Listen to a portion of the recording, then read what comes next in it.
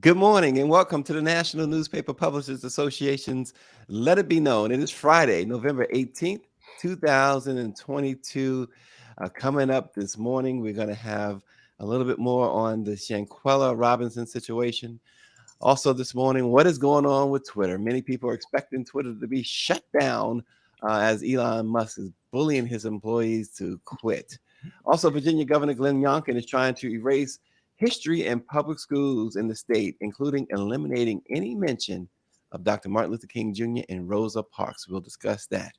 But first, Jay-Z, Byron Allen, and Kevin Durant and Condoleezza Rice, all wealthy and Black, have been mentioned as possible buyers of the Washington Commanders football team. None, however, at this stage would be positioned to be majority owner, which means not necessarily having a seat at the table. Let's discuss this morning with Barrington Salmon, NNPA writer and journalist, and of course, from the Bayou Beat, the one and only Nakia Cooper. Good morning. You're so funny. So listen. First and foremost, let's do this first. The Commanders, right? Only 2 of the 32 NFL owners are minorities. However, none of them are Black, African American, in a league where 70% of the players are Black. For that matter, the NFL has never had a Black owner in its 102-year history. Of course, Melody Hobson is set to become a part owner of the Denver Broncos if that deal goes through, making her the first Black female NFL owner. But that deal also includes the majority going to Walmart heir Rob Walton, his daughter, and her husband. So does it matter if they're not going to be majority owner? And I'll start with you, Barrington. Yeah, it matters. But as we talked about earlier, most of this is a vanity project. They want to be able to say that they're owners of a football team. 32 teams. I'm not sure that they even care about making the types of changes that need to happen in the NFL. So they'll just be one of a group. Yeah, and a lot of changes is needed, Nakia. Unless they buy the team outright, they'll get what the other minority owners get, which means they won't be able to make trades, fire the coach. But for a fraction of the investment amount, they simply enjoy many of the perks of ownership. They'll get a luxury box seat. They'll get invitations to team events and access to current and former players. But there's no real seat at the table. Heck, I get me a luxury box sometimes too. And I certainly don't have that and money. so do the players' parents, and that's what it is. It's just like a family box, right? Right. I think that I agree with Barrington. It's like it seems like part of it is vanity, and another part is baby steps at its finest, right? It's really baby steps, but are they taking these baby steps to really push their way into a room? You see someone like Condoleezza Rice, she should be able to really evoke some change. And I see her holding the jersey, and I am going to a Washington Commanders game. They're playing the Texans this Sunday. They'll be in Houston. And I'm not even a sports person, but hey, sometimes you get some tickets, you go. And not even in a knowing luxury suite too, right? I'm not gonna be in a luxury seat. I'll be out there with a hat on trying to make sure my makeup is not freezing up. But it's one of those things that to where you say, should we be grateful? No, we should not. Right. Should we bust balls and make them say that this is not acceptable and we really need that seat, because we are powerful enough to actually have a seat at the table. And so I'm not understanding how, like you said, there are 32 teams and no, Black owners. I do have to give a shout out to Houston for one thing, though. I recently published a story in Bayou Beat, and I'll show that later, about representation matters. Yes. And in Houston, all of our major sports teams, with the exception of the soccer Dynamo, have Black head coaches. Yeah. Nice. So that's and a World Series champion at that. The World Series championship, but no seats at the table. So we got to start something. We got to change some things. I wouldn't agree with one thing Nakia said. Okay. In in her whole career, she's never, Condoleezza Rice has never been a change agent. Oh, Always been a follower. She's been in powerful positions. okay. But do you recall any time when she stepped out and said, "We demand, we should be getting"? No, she's Okay. a Miss Status Quo.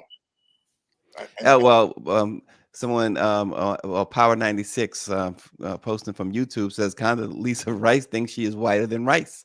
Oh Lord. Yeah. So the love for Condoleezza Rice continues. Yeah. Oh wow. But Okay. but She's it, you holding know, that jersey, so I should tell you. So yeah, no, we're not gonna get a seat at a table with that. no. Well, and Not- here's the they're thing not too. gonna allow anybody who's gonna be kicking over tables to be a part of that, part of their thing anyway. Yeah, Sorry.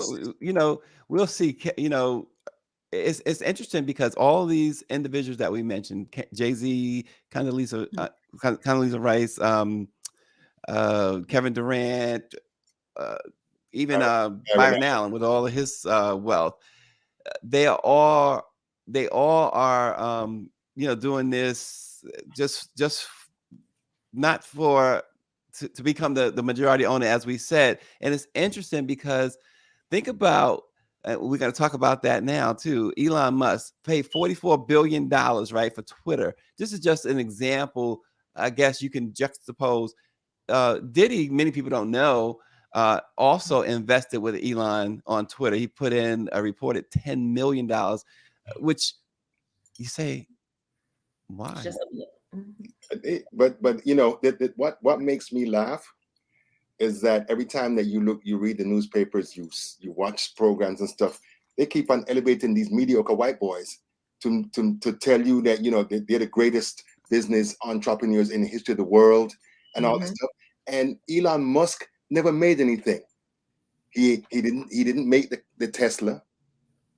He's not the engineer that built the rockets going out into space. He's just a white boy from South Africa who had a lot of money and who basically, I guess, invested wisely to be the richest man in the world. But if there's nothing that I love more, is to see these people who they claim to be icons of business acumen to flame out and burn.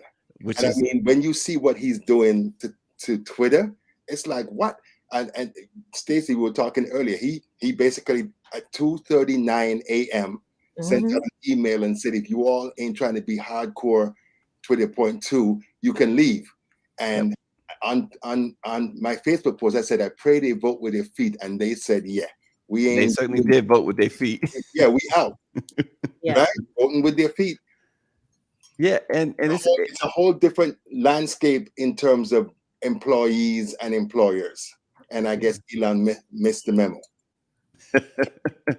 Yeah, you know, and but the thing is, they've been allowed, or white men like him have been allowed to do this and take advantage and you know, abuse, you know, workers quietly, right? It's quiet because even though we know what's going on, nobody's ever done anything to put a stop to it, right? Or they try to. They don't. They're not successful at it. Look at the things that, you know, things that people said about Donald Trump and the way that he treated his employees or whatnot. Elon Musk is just setting himself up for massive failure, right? And massive lawsuits. I mean, you're basically telling everybody that you're going to work yourself into the ground or else. Like, and publicly, it's the audacity of publicly saying you're going to work long hours. You're not going to get paid more for it. Either you're on or you're off. Yeah. And I'm thinking that's the kind of, but you know what? That's the kind of stuff that I hate to say it, Black people have been doing for a very long time. You know, nobody ever said anything about our mistreatment. And now, since you have this white majority of people at Twitter and others, and now they're taking a stand for something that we've been trying to take a stand for a very long time against, you know, big corporations. But you make a great point, Nakia, because Jesse Jackson, different Congress people like Bobby Scott and those folks, they have been trying for a long time to force Silicon Valley to hire more Black and brown employees. And Not gonna have a choice now, huh? Because all the white folks are running because Elon Musk says you must work a little bit more than the average man, or else. I'm sorry, I didn't interrupt. No. And so it's gonna be interesting. Yeah, Because here's a guy paid, like we said, $44 billion for something that, otherwise reportedly generates about $8 billion in revenue. And he says we need to make more money. When you pay 44, when you overpay like that, Yes. it'll be his great grandchildren that finally make a profit if Twitter was to survive, particularly the way it's going, because subscribers and advertisers and everything else have jumped ship too, not just the employees. Yeah. Remember, he in one of the first things he said was that you got to pay $20 for the blue dash verification. And that immediately turned out to be a disaster because he's got all these impersonators with blue checks, and it's been a disaster. But this is a man that's angry and he has buyer's remorse, because remember, he set out to buy, he pulled off, pulled back, it's just fine, and they said, oh no, you are going to take this, and then the next thing you know, it's like they say, hell to pay for everybody else that says he's stuck with this. And listen, keep in mind what again, Power 96 on YouTube is writing in. Keep in mind what he's writing in. Elon Musk is a trust fund baby. His parents got rich in apartheid South Africa off of poor black people in the mines. Yeah. So I don't think many people are going to be shedding any tears if he loses that $44 billion investment. Well, the people like the Trump supporters and MAGA supporters, they'll shed tears because they defend any white boy, especially a rich white boy. Because all of them aspire to be a Trump or a Musk and that type of thing. And with the whole way that they roll, they are holding on to this narrative that white people are superior. Yes. Right. So this is gonna burst their balloon. And I mean, if I was if I was a Trump supporter or a Musk supporter, I'd be feeling pretty down right now, crying in my beer, because they're idiots and they've shown themselves to be idiots. They're arrogant and they're stupid. Yeah. Twitter got our buddy Dawn all up in arms. She's even tweeting that she's considering starting an OnlyFans. Who's that? Dawn. Oh Lord. We gotta go rescue Dawn from OnlyFans. But Dawn, I know you're listening, Dawn.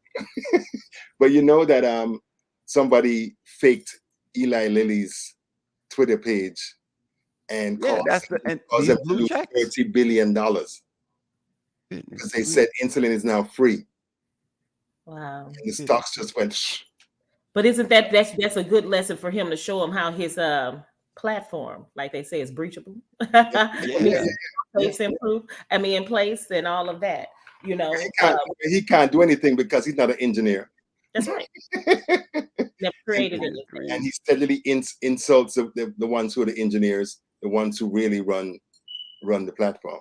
And that's what, there was a couple of the employees who walked out, like you said, Barrington, the engineers too, they said this exact same thing what you're saying. It's like, he doesn't know what he's doing. Yeah. And then when we tell him, he's like, Donald Trump, you're fired. Yeah. It's unbelievable. And speaking of Trump, one of his proteges, Governor Glenn Youngkin, unveiled a new draft policy that would update the standards of learning when it comes to teaching history in Virginia classrooms. His critics say it's politically motivated and have accused the administration of glossing over difficult parts of American history. In his 53-page policy report outlined yesterday, they're attempting to eliminate any mention of Dr. Martin Luther King to K to 6th grades, any mention of Rosa Parks, and Christopher Columbus's role in the slave trade. They want to eliminate any mention of that until the student reaches the 12th grade at the least. This is just Go ahead, Nakia. Mm-mm, You said mm-mm. what? You said what? No, I almost cursed. I said, "What the?" And then I just stopped. I'm sorry. Oh, don't be like I- Barrington. You'll get in trouble. Oh gosh, no. But you But know, it's interesting because voters, some voters, particularly white voters, they're so malleable, they're so gullible because this dude, you know, he have on a business suit. He's a businessman, and he pretending like he ain't Trump, but he's as racist. Because if I was watching a couple of programs with them talking about what they're trying to do. They said the new education program is almost 100% Eurocentric. mhm. They want the K through fifth graders to concentrate on Europe only, not on Asia, not on Africa. They don't want to talk about racism. They don't want to talk about Jim Crow and all of it, so he's a northern version of that idiot in Florida.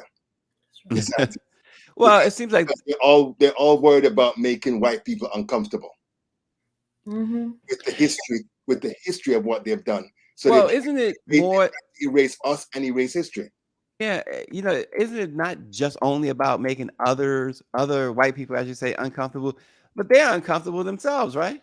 Yeah. This is where motherhood and fatherhood and Black America has to stand up and say, F you, F your books, and take control, right, in our own households.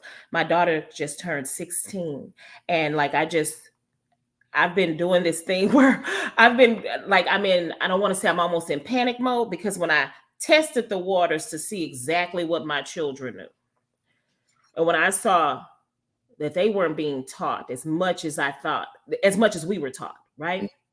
Because gone are the days where we have, some of our Black history, or our history teachers and our Black educators in the schools that actually taught Black history throughout history. It wasn't just a lesson in history. We have to go against what they have in the books, right?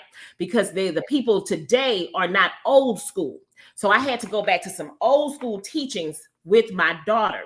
We just watched it. I just put it in here the other day, and this is funny, this is before I even saw this topic. The Black Woman, we watched it on YouTube, featuring Nikki Giovanni and Lena Horne, right? I pulled up the other Nikki Giovanni's talks with Charlemagne the God, and she's talking, and she's speaking her mind. I pulled up a lot of things, like I have my sons, because I have a son and a nephew, and both of their fathers are deceased. But I'm sorry, and regardless of what people think about Minister Louis Farrakhan, I don't always agree with everything he says, but some things I, pull up to watch. And there was one other thing when he was even talking about a man, and he said as a child he stopped a young girl from buying him an ice cream cone, and he's like, "You're not going to buy me an ice cream cone. I'm gonna buy you an ice cream cone." And talking about those little things about manhood and things of that nature that we need to know.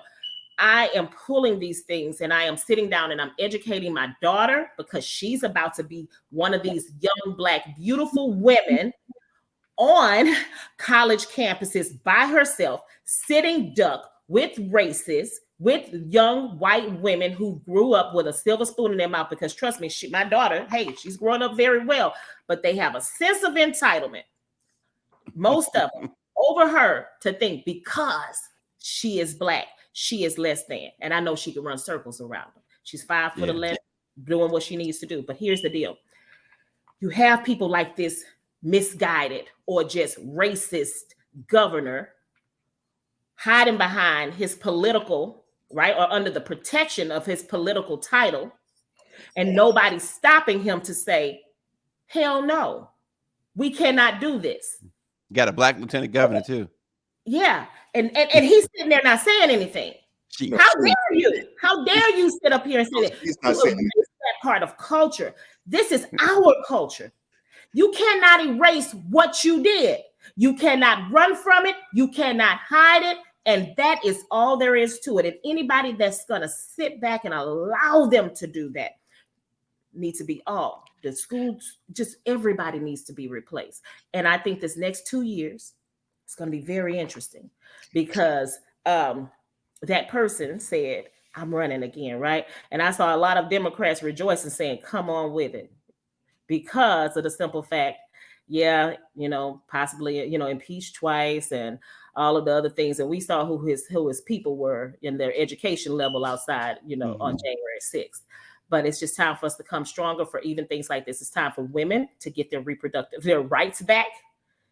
It's time for them not to try to erase us culturally, right? Even though they are swagger jacking all of our styles, all of our Wait, time Oh, out. swagger jacking.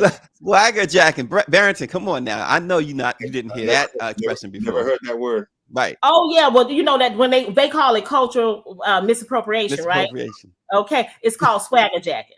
Okay, Shucks. when the white women are wearing cornrows, that's swagger jacking. Oh, how about that girl Cash Me Outside? Y'all saw that? There you go. That's swagger jack. I mean, we gonna let her keep that. We don't want that. We don't want that. That's we speak a little bit better than that. She turned. What color is she now? I Who mean, knows? I don't know. But you it's see what a she lot of did? them out here swagger jacking our bodies, our Holy lips, smoke. our hairstyles, and everything like that. And yet we still go back to it. Don't have a seat at the table, right? It's Have a Kim seat at the Kardashian, table. the most famous Black woman in America. Please. We gonna just let it rest on gosh. that one, right? But I'm gonna listen, go ahead and what they say, I threw up in my mouth on that one. there you go. Lord. What Nakia said is true, because I've been arguing that what we need to be doing as Black people is going back to Saturday schools. Yes. We have to, because the thing that is interesting to me is that I used to cover education, and I would meet parents who were unsure. They might not have had the type of educational level that the teachers or the administrators had, so they were kind of, a little hesitant and stuff. But we don't have to reinvent the wheel. Mm-hmm.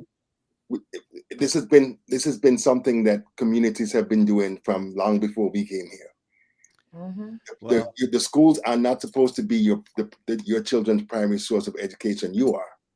That's right. And another thing is that Democrats, they've been asleep at the wheel, Mm-hmm. because the conservatives, who are driven by billions of dollars from folks like Mercer and the Koch brothers and stuff, they have been capturing school boards so that they can begin to impose. Because in South Carolina, I don't know the city in South Carolina, they just hired a Black superintendent. They fired him. They fired the attorney, yeah. and they put in a whole bunch of stuff, banning books, all these things to put and rewriting the history book, because Youngkin in the Board of Education said that enslaved Africans were new. They now term them as new immigrants. Really? It's just, it's just unthinkable.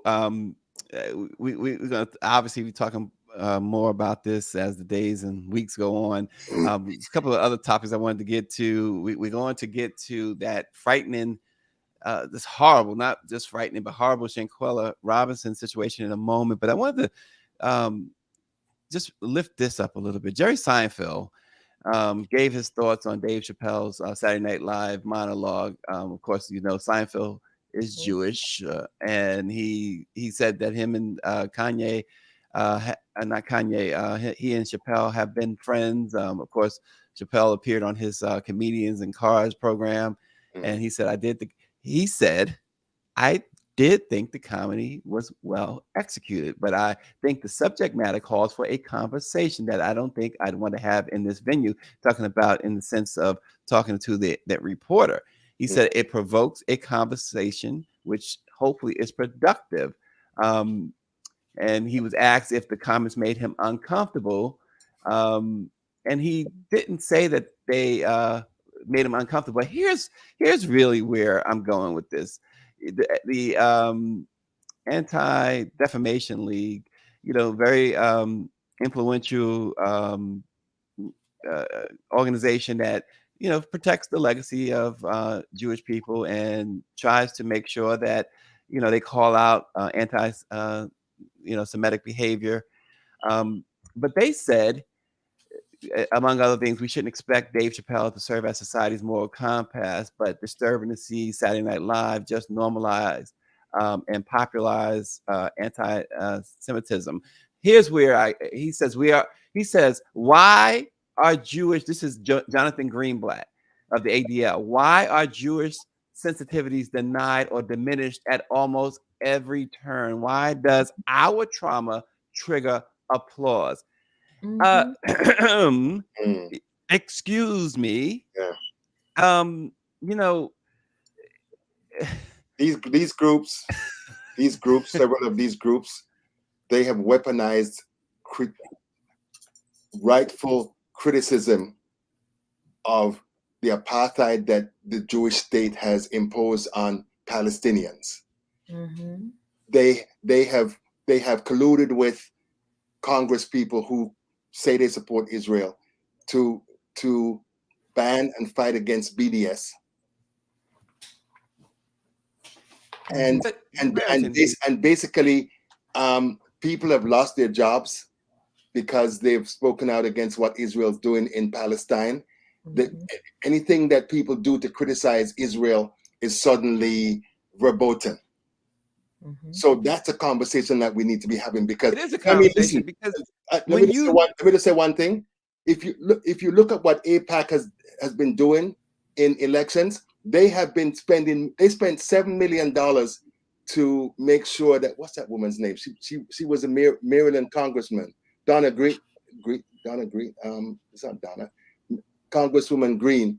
They spent $7 million and gave. It's not. I can't think of her first name, but they gave Glenn Ivey $7 to $8 million. So, and they went after Summer Lee in Pennsylvania.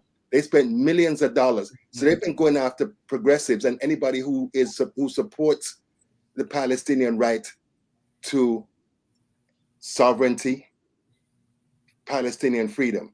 That's what we should be talking about. No one's talking about that.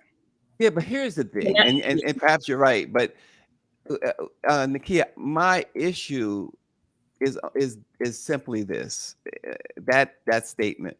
Why does our trauma trigger applause?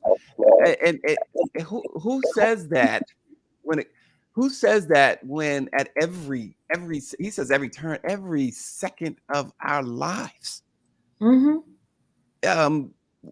folks have been applauding our trauma. Folks have not only applauded our trauma, they have been plotted to continue that trauma. And now they're trying to keep the trauma under the rug with look at what's going on with that other with that governor. But I do want to say this. So when Dave Chappelle says something about, I'm gonna pull it into some pop culture and put some comedy back into it, right? Anybody, because I am a closet or a huge Seinfeld fans freak, from that their comedy series. Oh, yes. Right? Okay.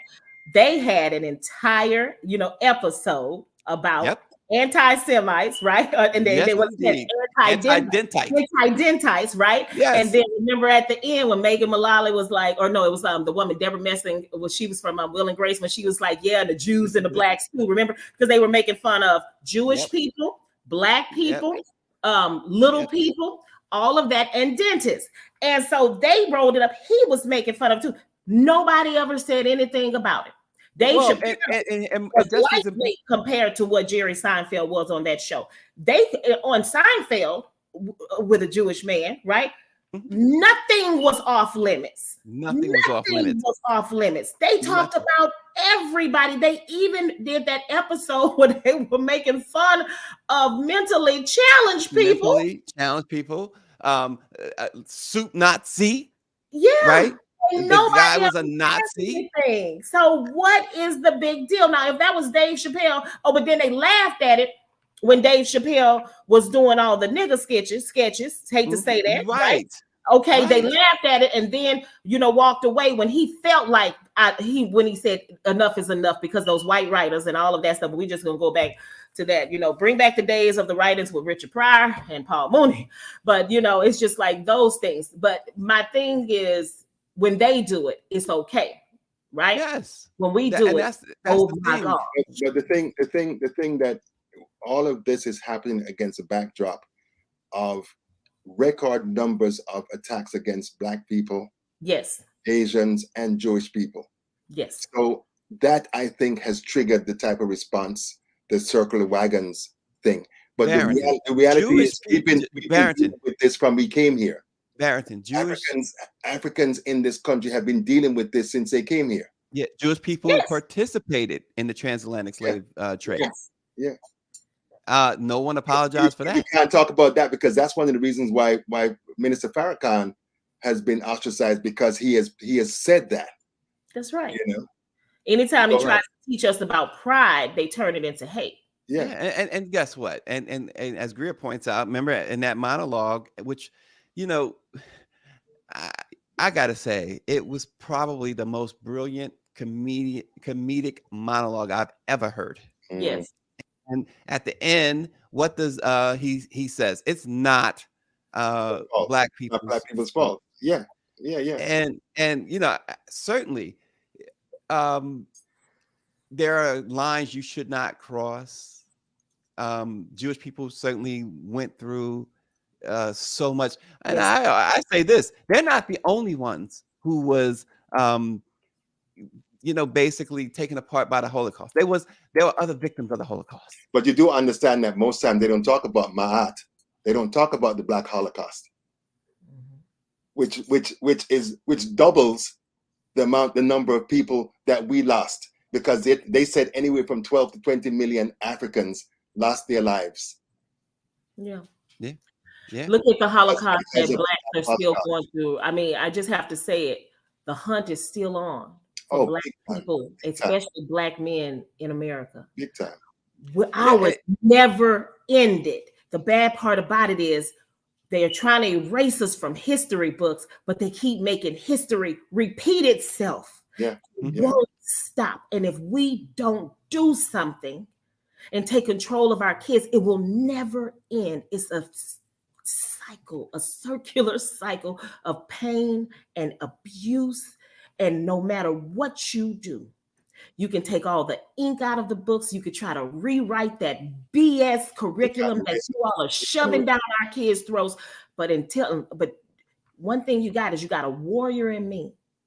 My children have a warrior in me, and I believe that the rest of us have to become warriors in our households to say, not today. But you know what? Yeah, we could talk about this all day long, but we'll leave it at that for now.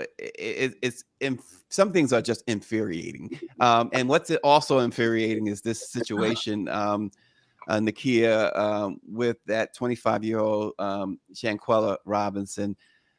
You mentioned putting it up on the Bayou Beat. Talk about that, Nakia, and I know Barrington's up on that as well.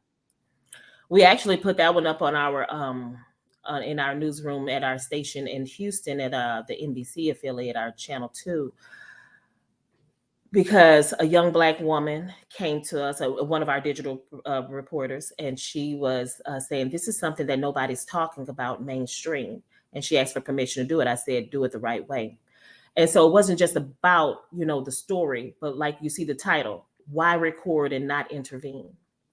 Mm-hmm. That is the issue. Because when I looked at it as a mother, I saw my daughter and she got mad. My daughter, so I'm always bringing it home. Look at this. I don't want to look at you always putting that stuff on me. No, I understand. But people were saying, look at what your friends can do to you. Mm-hmm. She's out there in Mexico, in Cabo, and something happened to where one of her friends decided to attack her. And we use that word, friends. She was on a friend's trip and they're fighting. And the other friends are recording it. And one of them is saying, Trella, why don't you fight back or fight back? And she said, no. You heard her saying no. She replied to him, no. He did not stop and put down his camera and get this monster off of her. He did not stop. And you saw that other woman who was much bigger than her sling her by her neck and her head. You look at the things that they said. They said the autopsy report said she was beaten. She had a neck fracture, a spinal fracture. I think we all saw on that video when it happened. Now, I have to say that a bit video, which appears to be Chantrella and another person fighting, but you have people sitting there recording a young woman with no clothes on being assaulted. Where's the dignity and where is your friend?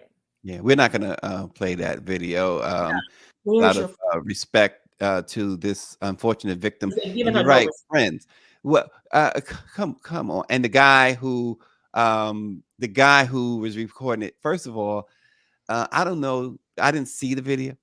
I heard all about it, and you guys have told me about it. I don't know what type of guy this was who would stand there and record as this happened, but it's a problem when it's a problem. It's a problem that we pick up these cameras, our phones at every little thing. Now, some things, we're glad that cameras was around, phones were Yes. around, but in this case, they look like they're in a hotel room, and this guy is not. He's doing nothing to intervene here. But These are not friends. I think, Watch who you hang out with. Yeah, I think it also points to the absolute moral rot of people, because I've seen videos of people being beaten, people being brutalized, and nobody intervenes. Yeah. And it's interesting because I often go back to the videos that we saw of George Floyd's murder. Those folks wanted to intervene. Yes. Even as they were videotaping, and the cops stopped them from intervening. It makes you wonder what is going on in people's minds that they can see this type of brutality going on and think it's okay. I hope all of them go to prison. Yeah. I hope all of them go to prison, regardless of the goddamn stories that they have. I hope all of them go to prison and never get out. And I tell you, if that was my daughter, huh. Yeah. Well, I'm gonna give you and the they last word. Alcohol poisoning. All of the kids, or all of the young adults said to try to tell her mother, "Oh, it was alcohol poisoning, and she drank." Yeah. Nah, and then that video came out. But this is the other thing you have to say. Is there a conscience with the person who went ahead and released that video? Because he knew. Yeah. But guess what? Thank God that it has now been released. He should have stopped it, because there were multiple people in that room. They should have stopped it. But now, since they didn't, at least we have a picture of what could have happened, because it shows she was attacked by one of her own, what they say, friendly fire, right? Okay, Yeah. because they could have said, "Oh, something happened in Mexico. We don't know what happened," and blamed it on somebody in Mexico, a native or a local or something like that, and had something else totally going on. I hate that she's gone. I think that these are lessons we don't need, and this is a cautionary tale to our young people of be careful who you call your friends. Yeah, absolutely. Nakia Cooper, thanks for this really, really sad story, but one that must be told, and people need to be held accountable big time on this, and hopefully that will at least soothe that family just a little bit. Thanks so much, Barrington, as always. We got to send him back to his prayer session, because he needs prayer. It's not a prayer. It's not a prayer session. What is it, Barrington? It's prayers. It's prayers. I get up in the morning. I say, yeah. He dissed us the other day. We had him scheduled. He said he was praying all day. What was you praying so hard about? Stacy thinks he's slick, but it's okay. What was you praying about, boy?